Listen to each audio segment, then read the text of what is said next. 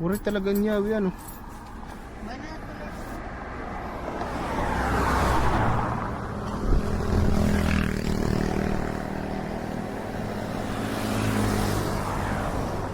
Pasok-pasok na pala.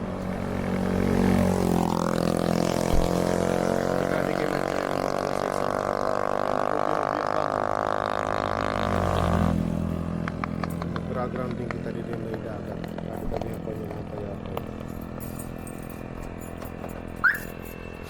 Tapos may dagya paksip. Para matanggal si sipon. Ginlak mo rin ta? Ginlak mo?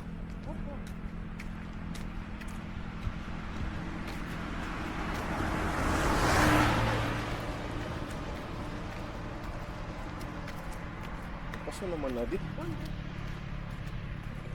Punta ka na pagkikita ng alas 6. Diba, hinkuan ko ikaw, at kabubuhat. Sos kaya pareho, wala kita hubya.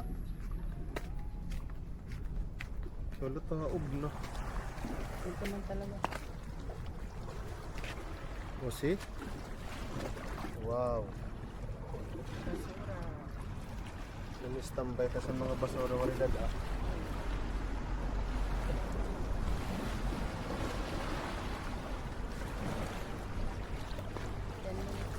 Ano man gusto mo ito? Hindi kinaya nga mag-grounding kita. Gusto mo?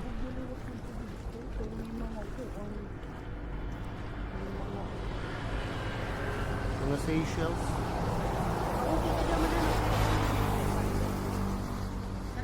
Magkas lang ito. Paso ito.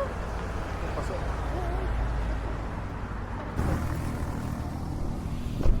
Come on guys, bago na kuan. Gym. Tapos may diya karaonan dida.